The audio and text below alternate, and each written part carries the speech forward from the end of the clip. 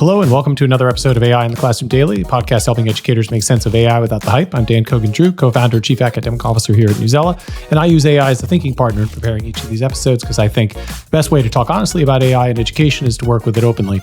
So today's episode is focused on something that can get lost in a lot of the AI conversations in schools, especially with all the noise coming from the creators of the AI products themselves. And that is the question where we actually invest our resources and our belief in what will lead to the greatest good for kids. So the context is that a research team from 5 universities recently released a framework that argues something pretty straightforward, but again, because of how much hype various AI tools are getting, doesn't always get talked about enough. And that is that teacher AI literacy determines outcomes, not the tool itself. And I think this is important because it changes where the conversation goes when you're a district leader, a teacher, or a parent thinking about what AI means for your classroom. The framework is called Rail Ed, and the key insight goes something like this. The same AI tool can deepen learning or displace it. It can widen access or entrench advantage. What determines which one happens isn't the tool, it's the literacy that the teacher brings to using it. If you put ChatGPT in 2 classrooms, you don't automatically get the same educational outcome. You get whatever the teacher understands about how to use it well. One teacher might use it to brainstorm lesson ideas and then revise independently, keeping the pedagogical judgment in their hands. Another teacher might accept the generated lesson plan without revision and deliver it as is. They're both using the same tool, but the outcomes are obviously quite different. The researchers call this dialectical, meaning that the affordance of the AI isn't fixed. It depends on the user. And that's the argument. Instead of asking which tool should we buy, the real investment question is, what literacies do our teachers need to develop? So, what are we talking about when we say literacy? The framework in the paper names 6 specific dimensions, and we're going to walk through each one because they're not abstract. They're concrete ways of thinking. And I think as you hear them, they may begin to change how you think about using these tools.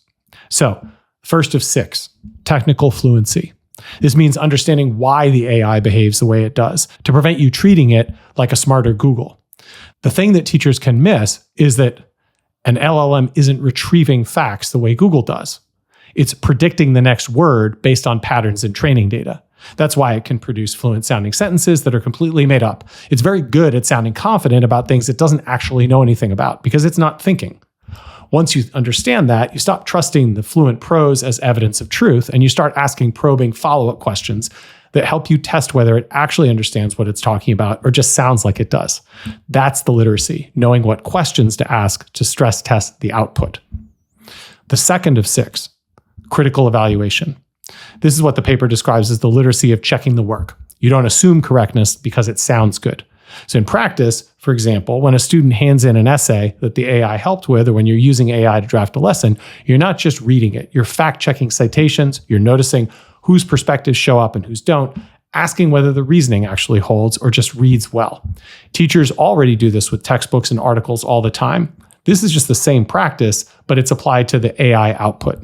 The work is slower, but it's the work that prevents bad information from becoming what students are studying in the classroom. Third of 6, human AI collaboration. According to the paper, this means using the tool, but remaining the decision maker. You're the driver and not the passenger, in the words of another framework. You're not handing off your judgment to it. So for example, let's say you use AI to brainstorm a unit structure, generate discussion prompts, etc. Then you step back and you revise it independently. You decide what stays, what goes, what needs to be added. As you do this, you're also modeling this for your students by showing them what it looks like to use AI as a thinking partner, but still retaining control. The literacy here is knowing when to let the AI generate ideas and when you need to do the intellectual work yourself or with your students. It's about the sequencing, where AI-generated brainstorming helps and where students need to struggle through the thinking without the AI doing it for them. The fourth of 6, contextual awareness. This is recognizing that the same tool produces different effects depending on who's using it and where they are. For example, AI was trained on vast amounts of data, but that data came from particular sources in particular languages. It's weighted heavily towards English language sources, towards certain kinds of published knowledge, towards perspectives that were well represented in the data that it learned from. So when you use it as a classroom where students, for example, speak multiple languages at home, or where the community's knowledge isn't the kind typically found in published texts, then the AI might narrow what students see rather than expand it. We've talked about this before on the podcast in light of research showing that what the AI knows about the profile of the learner can predetermine how much it says and exactly what it says based on the assumptions and the internal inherent biases of its model. A student learning English as a second language, for example, might find that AI-assisted writing smooths away their distinctive personal voice. A teacher in a low-resource school can't assume that the same lesson design works as well as it would in a well-resourced one. The literacy is staying alert to whose knowledge the AI is centering and whose it's leaving out. In other words, the bias inherent in the model. Fifth of six, ethical reasoning. This is the literacy of helping students and yourself develop principled integrity, not just compliance. Compliance is don't cheat because you'll get caught and you'll lose points.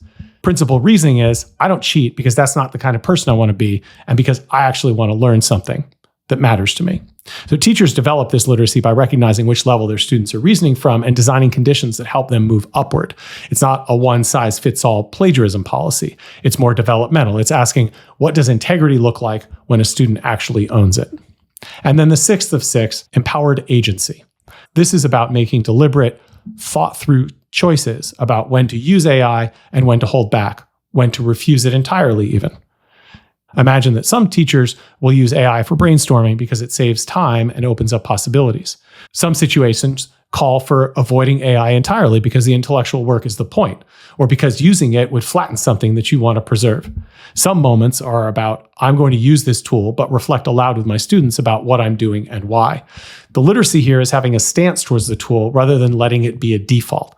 It also means having a voice in how your school uses AI, not just accepting whatever the district decides, but actually participating in conversations about policy. That is the empowered agency.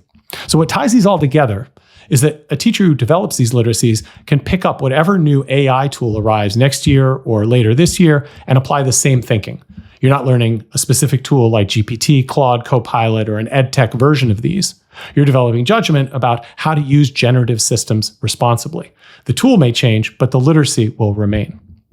I want to pause here because the logic of this argument could also be flipped into the kind of argument we've seen that's problematic in the past. And that is simply, if literacy determines outcomes, then does that mean that if the outcomes are bad, the teacher didn't have the right literacy? That kind of deficit thinking can shift the blame towards teachers. The framework actually explicitly rejects that move. It says that the problem isn't teacher deficiency. It's that we haven't built the structural conditions for teachers to develop these literacies in the first place. Of course, adding 6 more domains of literacy without removing any other work or providing time or professional development in support of this is just going to overload them further. So in that sense, the framework is aspirational. It's describing what literacy looks like when fully developed. But I want to be clear here that I think even partial development matters. And the investment case, even if we don't fulfill all 6 dimensions immediately, is strong. If you're going to spend district money, sit on building teacher understanding that's going to outlast any individual tool. If you're a classroom teacher, the point here is that you don't need to master GPT or Copilot or whatever comes next. The literacy described here isn't about mastering a specific tool. It's about understanding how the systems work so that you can pick up the next tool tomorrow, in 2 years, and think about it in the same way. It means exercising judgment, and judgment is already something that you know how to develop. For instructional coaches, if you're supporting teachers and thinking through AI integration, the framework is going to give you something to hold on to that's bigger than any individual tool rollout. Instead of training teachers on a platform, you're helping them develop the thinking that lets them evaluate any platform. What questions should you ask teachers? How well do they understand why hallucination happens? Can they triangulate information against other sources? These are the kinds of questions that are going to matter, not questions that are specific to an individual tool. For district leaders, this gives you language that you can use with your board, your families, your community. You can say things like, we're not primarily investing in tools, we're investing in teacher development.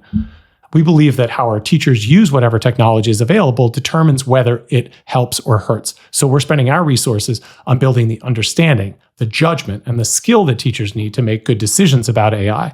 The tools may change. What our teachers learn is going to stick. I think that's a very different conversation than going back to school saying, we're implementing this AI platform.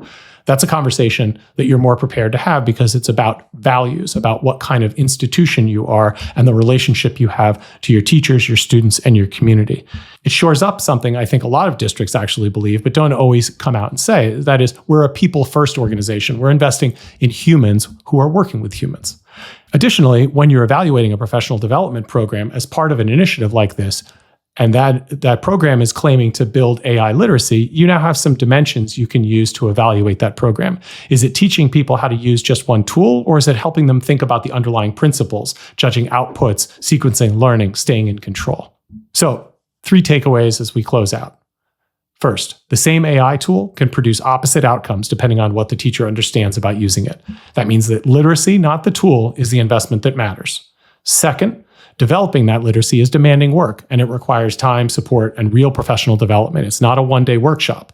If you go aspirational without providing the structure, we may end up back in that kind of deficit thinking that ends up blaming the teacher. Third, a commitment to building teacher literacy is a commitment to what your institution actually stands for, that you develop people and that the humans remain at the center of education. This is consistent with your values already. So, for all of you listening, if you look at these 6 literacies that I've just described, technical fluency, critical evaluation, collaboration, contextual awareness, ethical reasoning, and agency, which of these feels most underdeveloped at your school right now? And what do you think it would take to actually develop it? I'd love to hear what your thoughts are and your reaction to these 6 literacies. Please leave comments. And as always, thanks for spending a little time with us on AI in the Classroom Daily. Stay tuned for our next episode, which will be a wrap-up on the week's news.